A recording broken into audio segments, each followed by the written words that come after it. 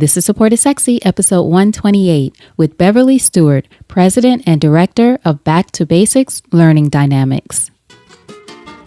Welcome to the Support is Sexy podcast. I'm your host, Elayne Fluker, entrepreneur, author, producer, and founder of Chic Rebellion Media. 5 days a week, Monday through Friday, I talk to women entrepreneurs who share their journeys and the true stories of their wins and their lessons, and give you insight and inspiration to take your business and your life to the next level. Here we go.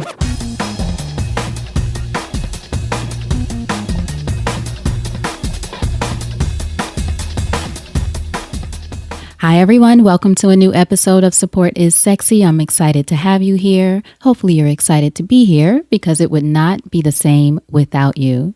So today our guest is Beverly Stewart, and Beverly is the founder, the president, and the director of Back to Basics Learning Dynamics, which is a company in the Delaware area that does one-on-one educational services to students of all ages. Now, I had a wonderful conversation with Beverly about how she started her business in her one-bedroom apartment and built it into the multi-million-dollar business it is today. So she gives advice, inspiration, insight on how to grow your business and strategies to do that. But what I really love is Beverly talks about the personal growth journey, which a lot of entrepreneurs say is a big part of business. As you start out as a solopreneur, even if you're building a bigger company, there is a lot of personal growth involved in order to be successful. Personal growth, coaching, real reflection on who you are and what you want to create in this world. So you will hear that from Beverly in this episode, and you will also hear how to teach yourself how to be uncomfortable and uncertain in order to grow. Beverly talks about her own journey of being very shy as a child and then building her business, but then getting to the point where she actually had to step out front, be uncomfortable, be uncertain, how she had to get used to that and how that helped her grow. Also, she talks about being bold enough to ask people for advice, ask for support, the value of pounding the pavement when you first launch your business, how having a coach can completely change your business and your life, how to be an open-hearted leader, the power of delegating, again, all about support, her top 3 tips for turning your passion into your profit, strategies for growing your business, and the importance of feedback from your customers, how to move beyond the personal blocks in your life that also affect your business, why she can't stand the word luck, and also how she created her fairy tale life. I love what she has to say about that, so make sure you listen out for it. Now, all of the resources, as always, are going to be at supportissexypodcast.com, so you want to make sure after the episode or during the episode, if you're multitasking, you go to supportissexypodcast.com, search Beverly in the search bar, and you'll see her show notes page show up with all of the information, resources, and links to things that she mentions in this episode and ways to get in touch with her and her company. But I know you're going to enjoy this. Great information and inspiration as always. So without further ado, Beverly Stewart. So Beverly, thank you so much for joining us for an episode of Support is Sexy. I'm excited to have you here. Thank you. I'm very excited to be here. Excellent. Now, first question, when did you first fall in love with entrepreneurship? Well, it was basically just prior to 1985. I was teaching in a classroom. I had gotten my master's in education and honestly thought I would live and die in the classroom. Mm-hmm. Found out after only 6 years I didn't really want to do the classroom setting anymore. And what was it about the classroom setting that made you want to do something else, especially just 6 years in? Right. It was actually my frustration with not being able to reach every single child. And being pretty OCD, obsessive compulsive, I wanted to strive for excellence every day and reach every child as much as I could. And in a classroom setting, I just felt like I couldn't do that. Where did you grow up? Wilmington, Delaware. Okay. And you were teaching in Delaware at the time? I was, yes. Okay. What was a young Beverly like? Oh, that's a great question because I'm very different than I am now, which I think many of us can say. I was very shy, honestly, painfully shy, reserved, fearful, goody two-shoes, as we used to call it back in our day, obedient, did what I was told to do, sweet and kind, but very introverted. In what ways would you say you're different now? You said you're very different than you were then. Well, part of my story, Elayne, is that I've had to teach myself to have confidence. I've had to teach myself to put myself into uncertainty, teach myself to speak in front of hundreds of people, teach myself to speak, to be on live TV for a year, to do live radio broadcasts, to do podcasts, to do many, many, many things that I never thought that I would ever do. And then in my personal life, walking on fire 5 times, walking on broken glass, and all kinds of other neat things that I do to challenge myself, waterfall rappelling and so forth, to teach myself to move out of certainty into uncertainty, into the unknown, and into vulnerability. Wow, that's powerful. I have so many questions. So first of all, at what point along your journey do you feel like you made the decision to say, I'm going to teach myself to do these other things, or to become show this other part of myself? I would say in 1998, I won a very large award in our area, and had to speak to accept my award, Entrepreneurial Woman of the Year. And literally my knees were shaking so badly I thought I was going to fall over. Mm-hmm. And needless to say, my acceptance speech was not stellar, but it got the point across, and it was certainly sincere from my heart. And then that was 98, and so I knew, wow, that's an area of growth I need to have, but it wasn't quite ready. And then in 2000, I took a seminar up in New York, a 3-day seminar about personal growth and sort of digging deep about things that have held me back. And it was a group seminar, and it was very intense for the 3 days. And I would say that was about the beginning of that spiritual journey, I call it, meaning being the person I wanted to be, growing, and moving out of my comfort zone. Honestly, it had a lot of psychological aspects too, of digging deep into all of our stuff that we all have. Mm-hmm. Working through challenges from childhood, working through, I'll call them issues, but changing belief systems. You are good enough. You are enough. Those kinds of things. And it was sort of unheard of back 16 years ago to be talking about those kinds of things. Mm-hmm. It was quite rare, and it was very emotional. I mean, it was a lot of crying, a lot of, again, going deep on emotions that were buried. And there were about, I think, 16, 17 of us women, and a couple of friends had asked me to go. And so 3 or 4 of us went together. And it was just the beginning of pulling back the curtain, mm-hmm. to see, what's down there. That little scared girl from childhood is still in there, and she needs to come out like a phoenix. And so it's time to start uncovering her and, being who I want to be and live the life I want to live. But I say that, however, in 1985, I left the classroom and started my business from my 1-bedroom apartment. So 15 years prior to that, I had pulled myself up by the bootstraps enough to get enough confidence to go out on my own. I left my job, my teaching job. I left the housing I was living on at the campus of the job. I left, my full-time benefits and salary, and started my one-on-one education company, like I said, in 1985. So I still had this inner strength in me, mm-hmm. Which I'm so excited about and proud to have had instilled in me by my parents. But there was still a very shy, insecure girl under all of that. Right. This part of you that I know I've been there, where being out front is still different than being able to pull yourself up and create some things and that kind of thing. Good point. Right. The point when you're out front, like, and just in your case, you were already several years into your business, but then all of a sudden you're getting an award, and it's like, right. I got to get up in front of people. That's wonderful. Yes. Now, how do you get to the point then, or was this just part of your continued personal development where you're walking on fire and doing those kinds of things? Well, I met a life coach in Delaware named Joe White in about around 2005, roughly. Mm-hmm. And he has changed my life. I continue to use him. He's my business's life coach. I pay for my employees to go to him. Mm. He does one-on-one life coaching. He does group for my staff and myself. And so through Joe White at Get Life Coaching, he is the one who does fire walks and glass walks and lots of seminars to move to another level for ourselves as human beings, to live the best life we can live, and to explore more uncertainty and learn about the 6 human needs. And so he and I are Tony Robbins believers, so follow a lot of the Tony Robbins tenets and mantras, but Joe has taken it to a whole other level. I love it. Now, what were some of your greatest influences growing up in Delaware?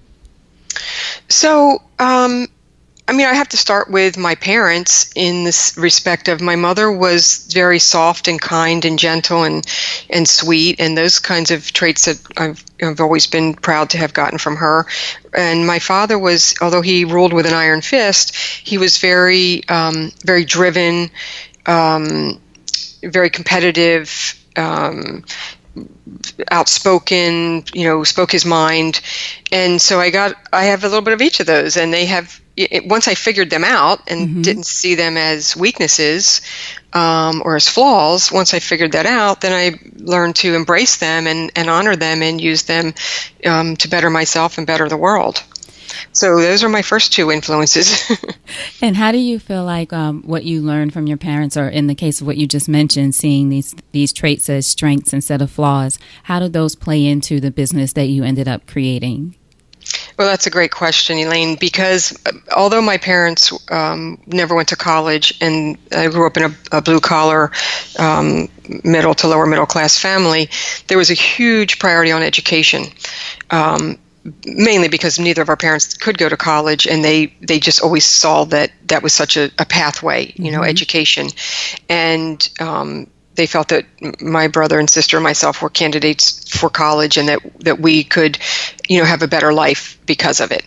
So my father was an avid reader, and so I feel that I got my love of education, whether it was formal or informal, at first through my home. I knew at age 5 I wanted to be a teacher, and I would have my neighborhood, friends gather around, and I would have back then the chalkboard and the chalk, and we would play teacher after school, which I'm sure they just loved since they just got out of school at 6 or whatever. But they indulged me, and in fact, my siblings and I, all of us did end up getting teaching degrees, which is, pretty funny that power was so strong in the family about the value of education. Neither of my siblings became teachers, and just I think they felt the pressure from, the home life of becoming a teacher. But I'm the only one that went on to then, make it my life profession and my passion, because it truly is a passion, educating. I'm just doing it a different way now instead of a classroom setting. So let's talk about that. This idea that you've wanted to be a teacher since you were 5, and then you get to this point 6 years into your career where you've decided, okay, this isn't working, or this isn't working this way. Right. And then you establish your company Back to Basics. What was that moment like, though, when you decided, okay, it's time for me to do something on my own? So about a year before that, 5 years into it, I was just becoming so disillusioned, and I was not happy. And I just felt like there was so much more that I could do. And I just felt that, again, being type A, I wasn't reaching every child. I needed to do that. That was my mission in life. That was my passion. And so for that last year of teaching, I was investigating different opportunities. And ironically, it's sort of funny to laugh at it now, 31 years later, that I wasn't even thinking of an education company. I just said to myself, I think I just need to go out on my own. I feel like I want to start a business. I was looking into nutrition and diet businesses, and I was just totally different. It's just sort of funny, how life, brings you these various opportunities and throws you some curveballs and so forth. And then, as fate would have it, a colleague who I taught in the elementary school, and she taught in the middle school, and I saw her, in the conference room one day, and she said, "Oh, Beverly, you're an elementary teacher. I don't teach elementary, but, I have a friend whose son isn't reading well, and he's in, I don't know, 1st or 2nd grade, and, would you tutor him?" And, back in the early 80s, we didn't use that word a lot. There weren't a lot of tutoring companies, And I said, well, sure. I don't know. I've never really done it, but I love doing remediation for the children in my classroom. So, that's the beginning and the end of the story right there. I started tutoring him. He did so well that the mother then had me tutor the daughter. And hence was born a love of one-on-one education. Wow. And is that the point then that you said, I need to set this up as a business? Yes. This could be something. Yeah, it's sort of like when you hold your hand in front of your face right up to your nose and you say, I didn't see it. And Right. It was right there, So I just started saying, well, golly gee, this is apparently the business I'm supposed to start, not some other type of business. Now, what was your first step after, obviously you had clients already built in there, you're going down that road, but what was your first step to setting up this type of business? Because as you mentioned, in 1985, there may not have been that many businesses like yours. And tell us first what Back to Basics is. And then that first step. Okay, so Back to Basics, I own Back to Basics Learning Dynamics Incorporated and Back to Basics Private School. So Back to Basics Learning Dynamics provides teachers, tutors, interpreters, translators, speech therapists, occupational therapists, school psychologists, behavior specialists, and more professionals to individuals, adults and children, as well as to schools, districts, the government, and state agencies, and any hospitals, entities. So it's a large, small business. It started as a tutoring company for children and adults, but then I've expanded it over these 31 years to offer any kind of wraparound services that schools and districts need. And then about 6 years ago, we added interpreting and translating in 21 different foreign languages. So now we're also providing them not only in schools and districts, but in hospitals and behavioral health centers, mental health centers, and so forth.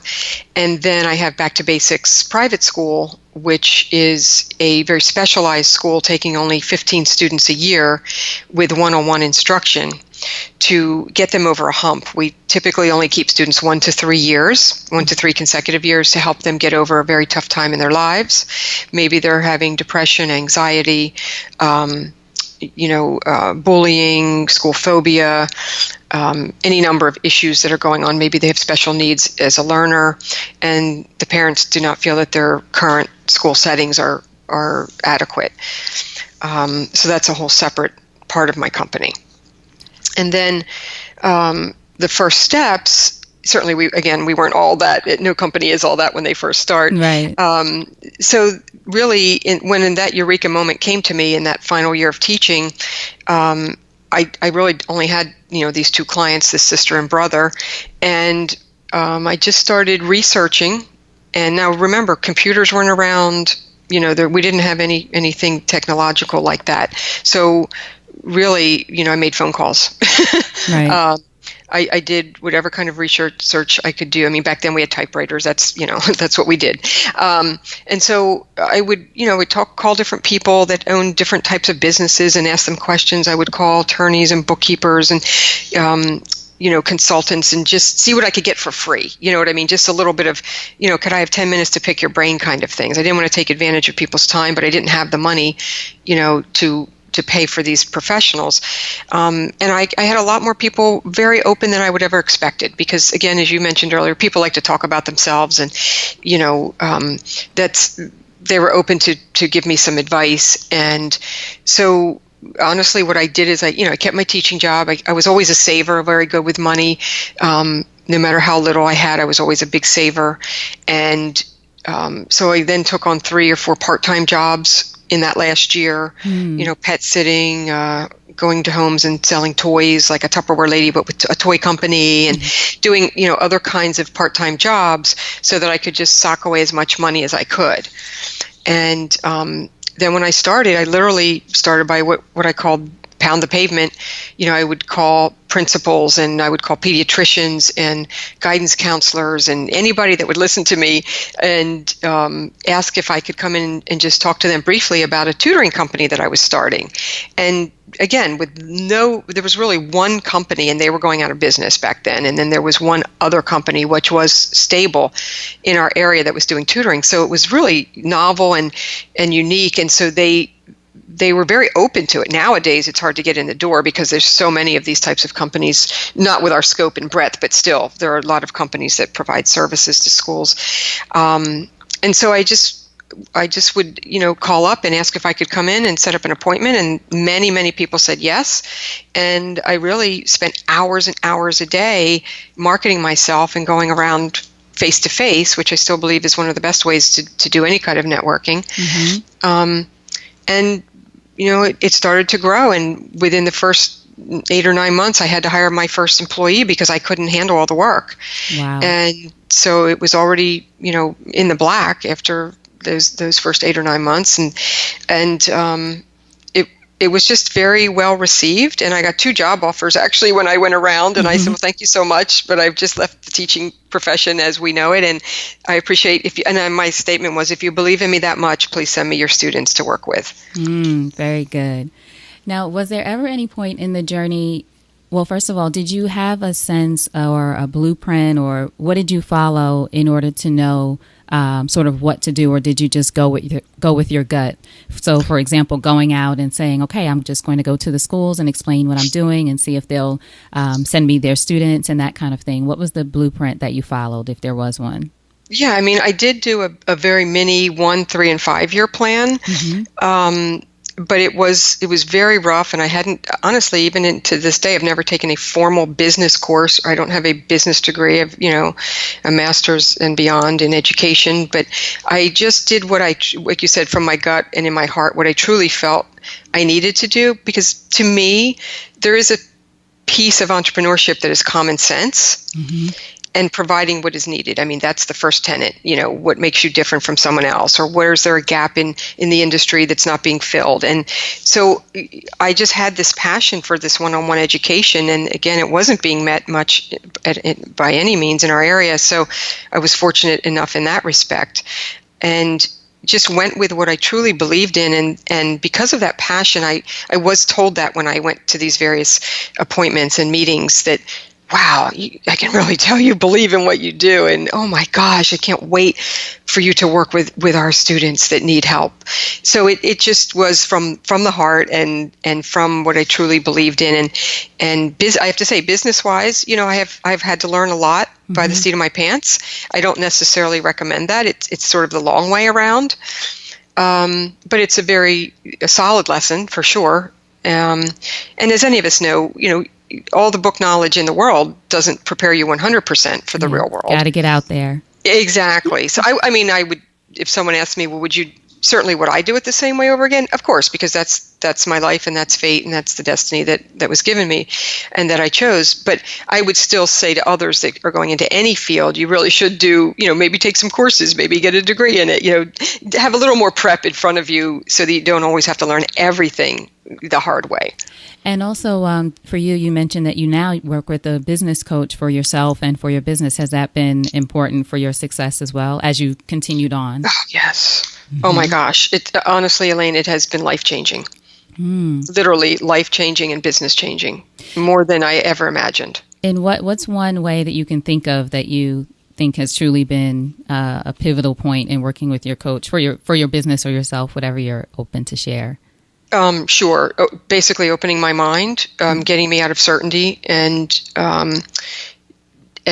well, let me tell you personally, I just got married at age 59 this past summer. Ooh, congratulations. Yes, Beverly. And, I had gotten married when I was teaching, and I had only been married for a couple of years. So, that was just, not a very good experience. And I had really shut my mind down to that, moving forward in that personal part of my life. So I put all my effort and time into working 80 hours a week for my company and loved it and felt very fulfilled. But my coach, once I met him and tried to tell him that, oh, yes, that was meeting all of my needs. And he quickly dispelled that no, it's not.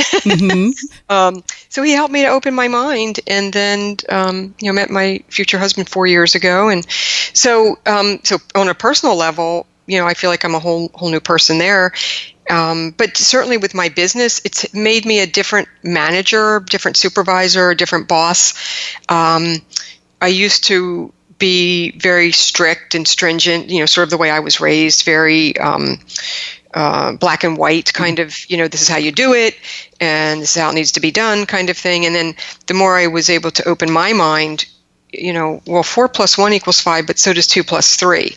So let me listen to your 2 + 3, and I'm, as long as we get to 5, I'm good with that, So being a more compassionate leader, being a more open leader, and just being a different person. And a lot of my internal staff who helps me run the company has been with me, 13 to 20 years, and they've stayed with me through my changes.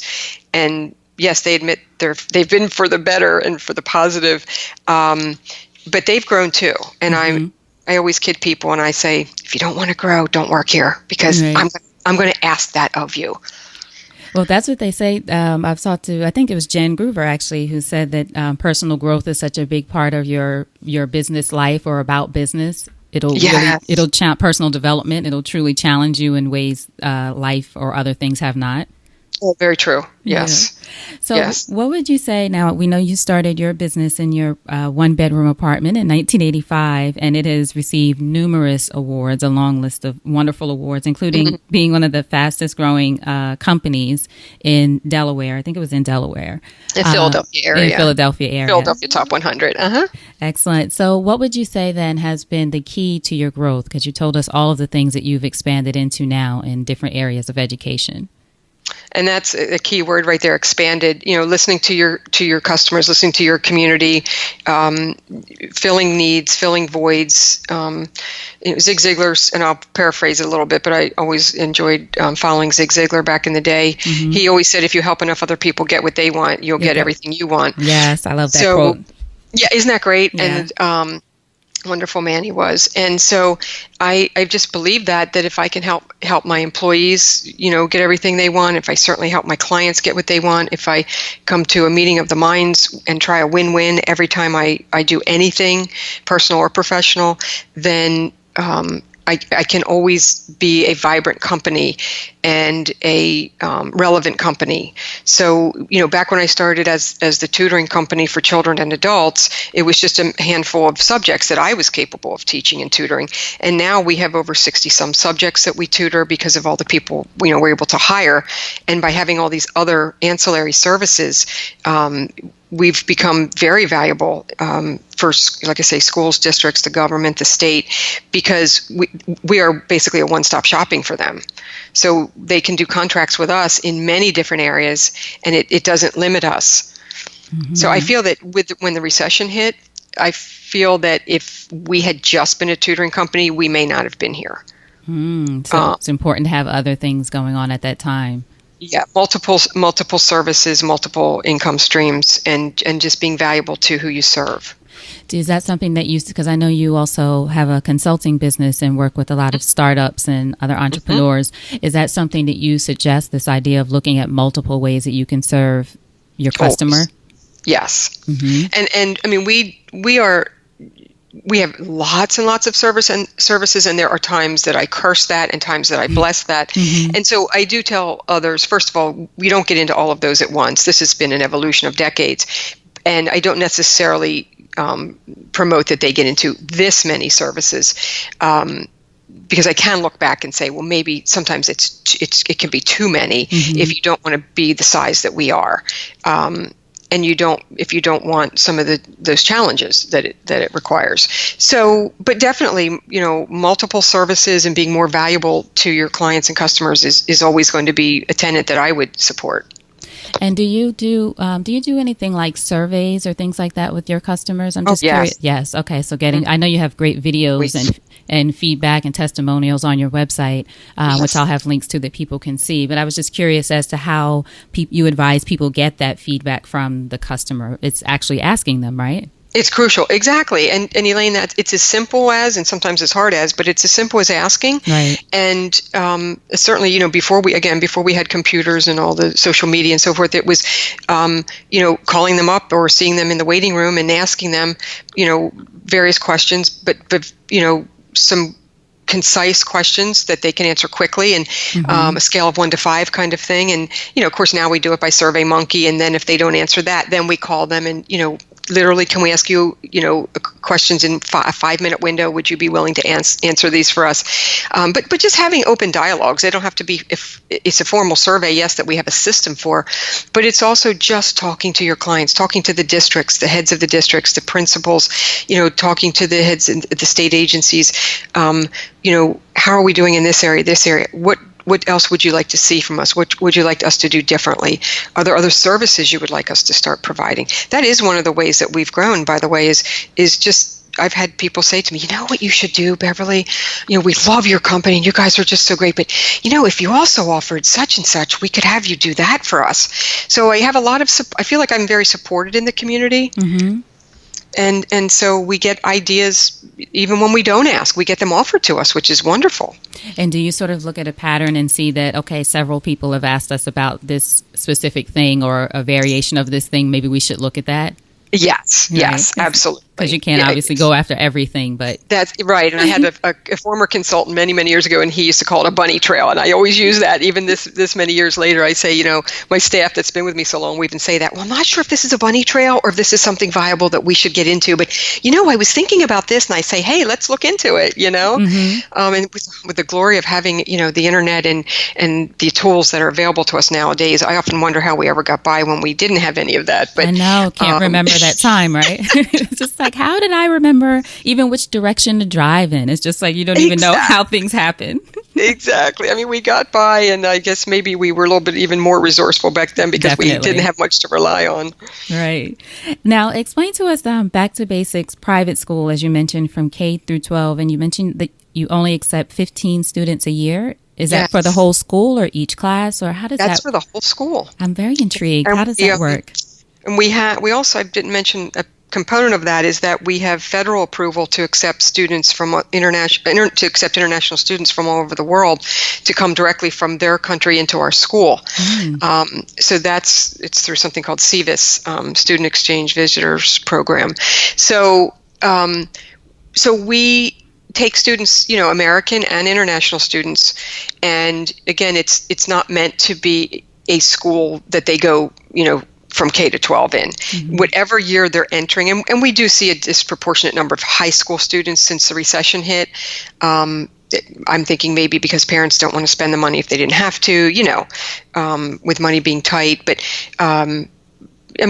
we get mostly high school, and then we get some middle school, and we just took on an elementary school student a couple weeks ago. So, but it's very specialized to students, like I said earlier, who really need this kind of an environment because of something traumatic. One year we had 2 different students where their parent died at a young age, and they're just in such a bad state. They couldn't go into a school with hundreds of students, and in a classroom of 25 or 30 students, and perform, on a day-to-day basis. So we are a private school with a private school curriculum. We have, rigorous academic program. We have high expectations of our students. In fact, I kid them in the initial interview, and I say, you can't hide in the back of the room. Right. You can't not turn in your homework, and we'll forget that you didn't do that, or right. We'll miss that you didn't do that.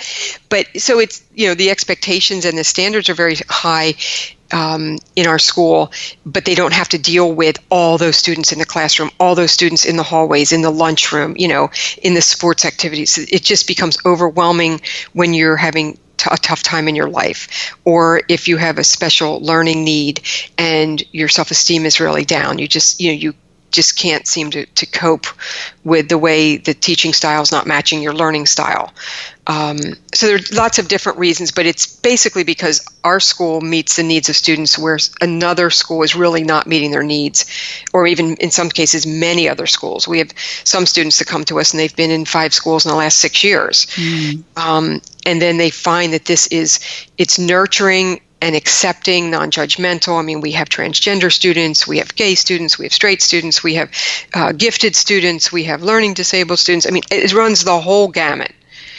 And one thing they always say is, I feel so accepted here. Mm-hmm. I feel like even if I was coming with D's and F's when I walked in the door, and I was coming with this baggage and that baggage, it's been a big weight lifted off of me. And now I see that I can do this. I do like learning after all. I like school. I actually love coming here. Right. We have some graduates, because every year we have, high school graduates, and we have a large graduation and a closing exercises ceremony that sort of belies our small size. And the students say, I almost don't want to leave. This is so amazing. I've learned more here than I've ever learned because, again, in a one-on-one, we can move at a quick pace.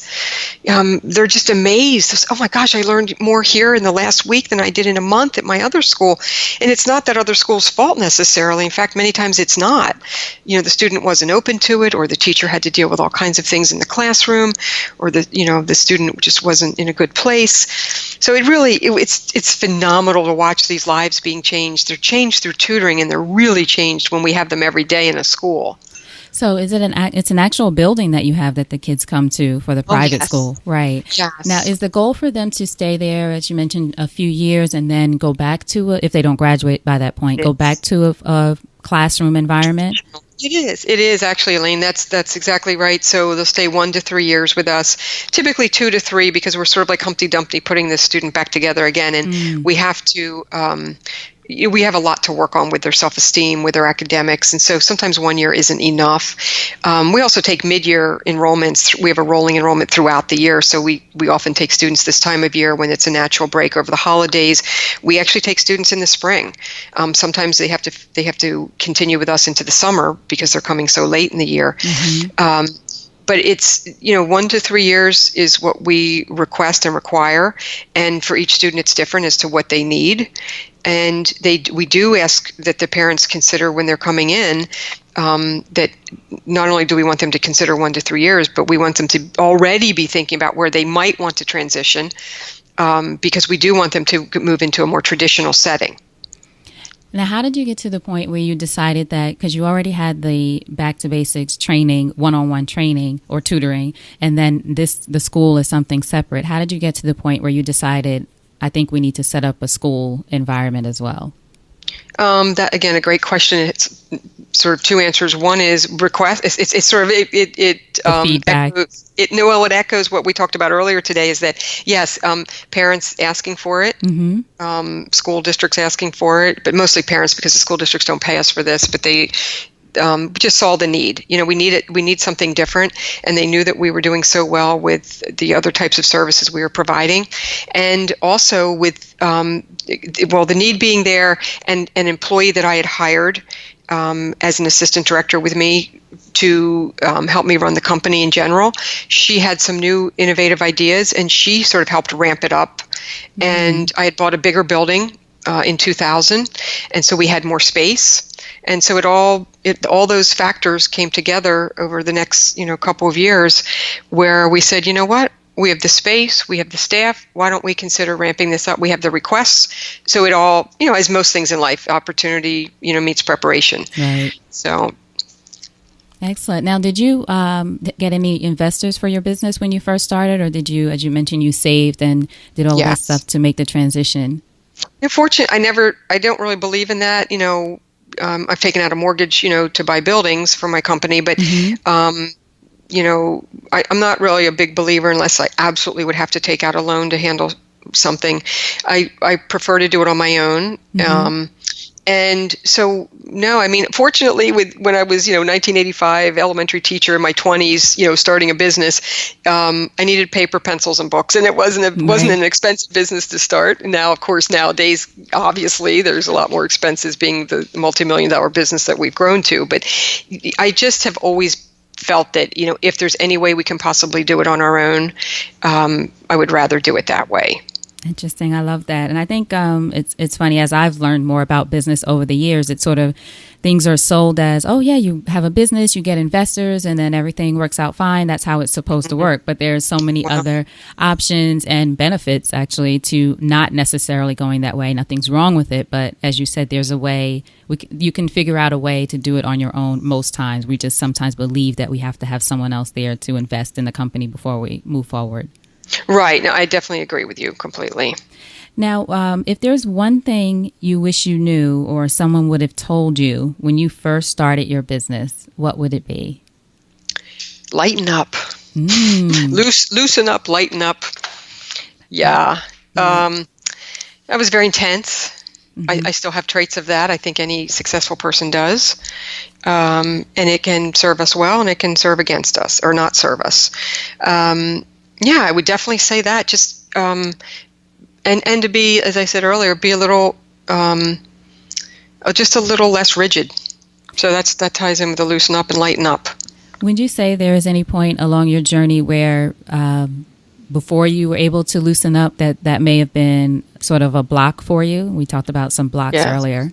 Yes, absolutely. Because I did have that rigidity and that obsessive compulsive aspect, I wasn't as open to different opportunities for growth back then or other people's ideas. Because I think many entrepreneurs, they think, oh, I can do this and I'm the smartest person and I'm the only one that can do this. I think it's sort of a trait that we tend to have. And hopefully through our growth, we realize we need to hire people smarter than us because we don't know everything. We're never going to know everything, nor should we. Right. So when we hire people smarter than us, then we do get to grow and we do learn and we open our minds. So yes, it definitely was a block, personally and professionally. And I think my company might have been at a different place by now after 31 years, although we, as you said, we've won, over a dozen awards and we're, lauded in tri-state area, the regional area. But I think we could have been at even a different place if I had not sort of held too tightly back then. What would you say your vision is for the company at this point, now that you've been in business and successful for 30 years? Yeah. So what I've been teaching my internal staff to do is to take on some more of my roles that were traditionally my roles. Mm-hmm. And they've been doing very well. I'm giving them a lot more freedom in the past couple of years. And even right now, we're in a growth period of me not being as accessible to them so that I can write a couple of books and go on a speaking tour so that they can, especially the ones, particularly the ones that have been with me for decades, and even some of the ones that have only been with me for a few years, are quite capable. And, I walked in the other day before the holidays and I said, okay, everyone, I want to wish you all Merry Christmas and, see you in a little while. And, I walked in, there was a meeting of 3 of them. And just listening to them, like, they've got this. Right. This is amazing. It's so great. I say it's almost like watching children that you've mentored or tutored or raised growing, and oh, wow, they're taking what I've taught them. They're adding their own pieces into this, their own intelligence, their own perspectives. It's just a joy. And I've been watching that for the past couple of years, as I say, but I've really ramped it up more recently. So just watching my staff, that have been mentored by me, so to speak, and again also have their own phenomenal ideas. Just watching them is just so joyful, and seeing them grow and seeing them push back or push through rather areas that they thought they couldn't achieve, and having them, some of them are now supervisors and helping to run departments, and it is truly joyful. I never thought I would get to this point because, as I said, and many entrepreneurs I truly believe will mimic or echo this, that we just hold on that, I'm the only one that can do it and I need to be the one to do it and they can't. And I had all those fears and all those sayings and mantras to myself that weren't serving me at all. Right. They can, and they have. It's phenomenal watching them. So that's where the company is headed for more growth in terms of services and scope and breadth, and also for other people in addition to me or besides me to be taking the helm. Thank you for sharing that. That's powerful. And I think, too, it's a reflection of what you witnessed, and the joy that comes from it is a reflection of, as you said, you becoming less rigid and being open to that happening, because there could be opportunities just for those listening within, people's company for other people to step forward, but maybe they're afraid or they don't see a space to do so, or that kind of environment is not nurturing in that way. So You're an example of what it means to be open and available for that kind of growth from your staff. Yes, and may I just say, Elayne, that I must tell you that as with most fears, or as someone told me, MSU, making stuff up, we use what do we do in our heads? We make stuff up. Come up with a story. We make stories. We all have our stories. We all have our fears, and they'll interplay with each other. And you know what? So far, through the coaching we've had through this transition, the fears are not realized. And I keep saying to myself, oh my gosh, Beverly, you held onto those fears for so long that they couldn't do it and they weren't going to be good enough and only you could do this. And I thought, how silly, certainly very egocentric, but it's silly that I didn't embark on this journey sooner, but as my assistant director says to me, Beverly, you weren't ready. It's okay. It's timing. Right. She said, I wasn't even ready. So now you've tasked me with this, and I'm ready because we've talked about it for a few years. Now I'm ready, and I'm open to it. And you weren't ready, and I wasn't ready, and it is timing, and we just have to accept that. And we can't beat ourselves up over it. Mm-hmm. And it's something that I say. Yes, I don't look in the past very often because it doesn't serve us. I do look in the present and the future, moving forward, and I say, you know what, those fears, next time I have a fear like that, I can dispel it much more quickly and say, remember the last 20 times you had that fear, and they didn't come to fruition. So it's wonderful to learn from our mistakes, isn't it? It totally is. And that's the thing too, is just the awareness about it, because sometimes, as we mentioned, you don't even know it's a mistake until someone brings it to your attention or it's right in front of your face. Exactly. Yes, and when I even said the word mistake, I'm gonna take that back. I don't like that word. Mm-hmm. I was growing and I was learning. It wasn't a mistake. It was a lesson. Well, exactly. I couldn't think of a word. That's a great word. It was a lesson. It definitely was not a mistake, because that doesn't resonate now with me. I don't want to use that word. It was a lesson, and it was timing. That's right. I always tell people for this show that the entrepreneurs and the women that come on share the wins and the lessons. Love that. Love that. Now, what would you say are your top 3 tips for women in business? Because I know you, as we mentioned, advise and work with a lot of companies. What would you say are your 3 tips for women who want to figure out how to turn their passion into their profit? Okay, and so my one, which I won't use now, was going to be passion. Have a passion for what you do. So, I'll give you 3 others, because the passion is just so key to follow what's in our hearts and our calling. I have a lot of them. I would say one of them is, what I say is, I like to zig when others zag. So when you're following your passion, utilize that passion so that you can zig when others zag, because you don't want to be a cookie cutter. Make life an adventure, not only your personal life, but your professional life, and help others to make it an adventure. It shouldn't be a chore. It shouldn't be drudgery.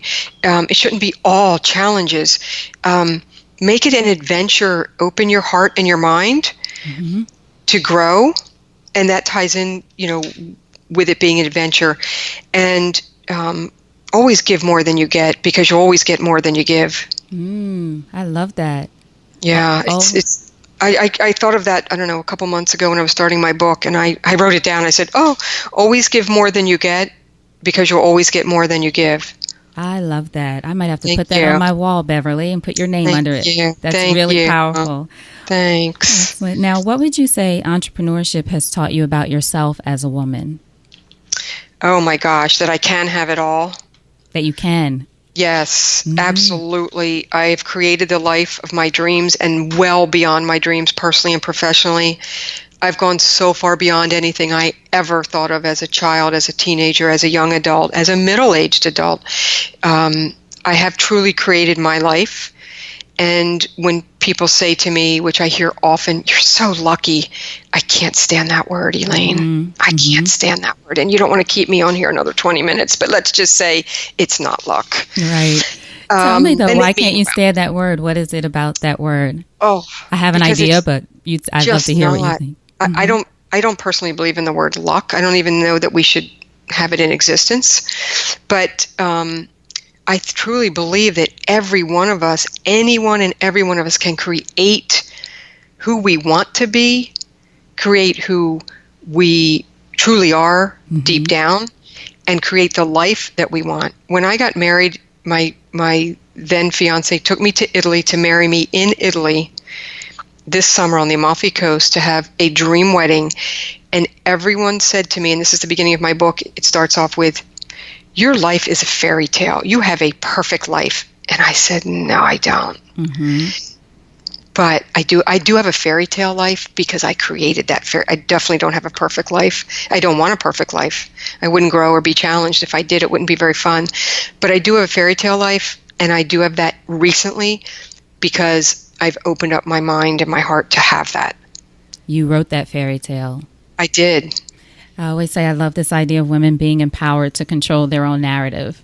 Good one. Yeah, so that's exactly what you did. Like you said, not luck. You wrote the script for this.